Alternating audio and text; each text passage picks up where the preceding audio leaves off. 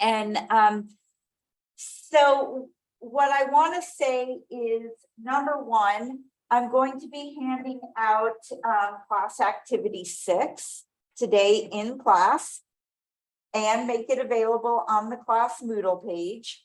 I'll talk about that at the end of class today. It is due on Friday. I think Friday is just a great due date because for you, that's a beautiful thing because then it means you don't have to do it over the weekend, right? You get it done during the work week, you have the weekend, you don't have that hanging over your head. And it also gives me the weekend to get upgraded, although I try to get upgraded much sooner. So Sally, you read my mind. The next test is coming up after we finish lesson 11. So I just started lesson 10 in class on Friday. And really what I did with lesson 10 is just kind of give you the idea of what we're going to be looking at. We're going to talk about lesson 10, then we're going to talk about lesson 11, and then we're heading into our next test. I don't have my syllabus in front of me, so I don't know when my pipe dream date of the test was going to be. I can look at that on the Moodle page at the end. I don't know if anyone has their syllabus handy or not, but it's going to be within a few days of what the syllabus says. But Sally, I'll look and I'll talk about that in class tomorrow.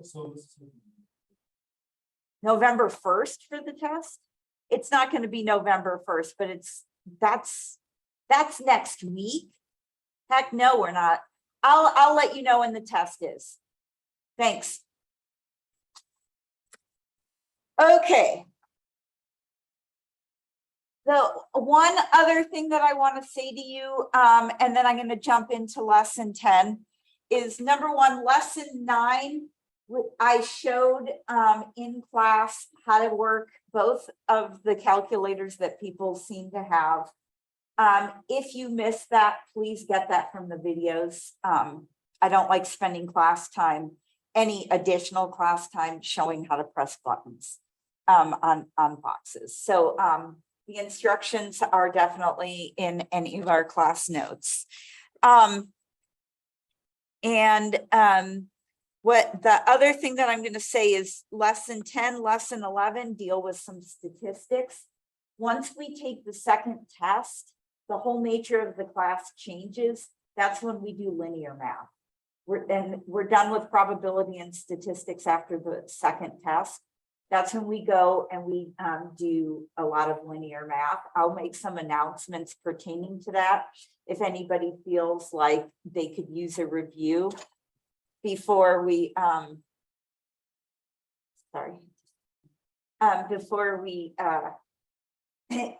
we jump into the linear math, like plotting points on the Cartesian coordinate system, finding the slope of lines, you know, I'll go through that, but I'm also going to assume that you've done that at least a little bit before. We do have a free online program that I can put you in that can help you get some review if you feel like that would be helpful for you prior.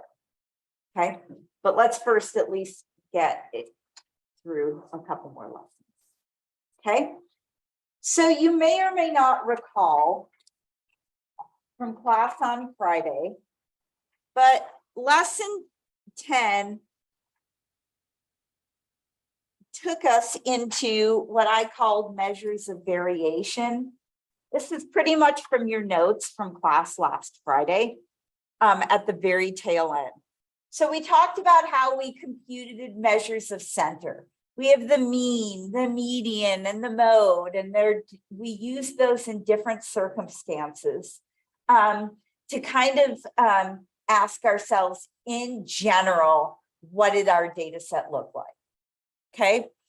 The beautiful thing about the mean, the median, and the mode is they're all different ways of looking at what can be extremely large data sets and asking ourselves what in general happened.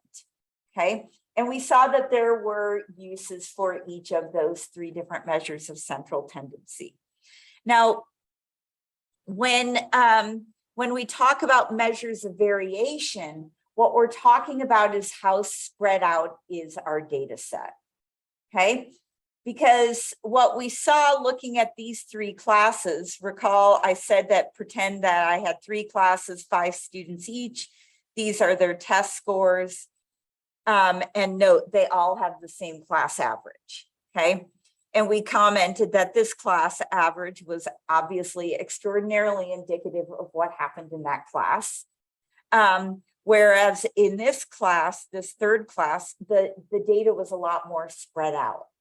So by saying that the class average was a 50, that didn't really give me a very good idea as to what happened in my class, right? I mean, people in general took one of two extremes. So when we talk about measures of variation, it depends upon what measure of center you use. When you use as your measure of center the median, okay, what you use for the measure of variation is something called the 5-number summary. That's when you look at quartiles.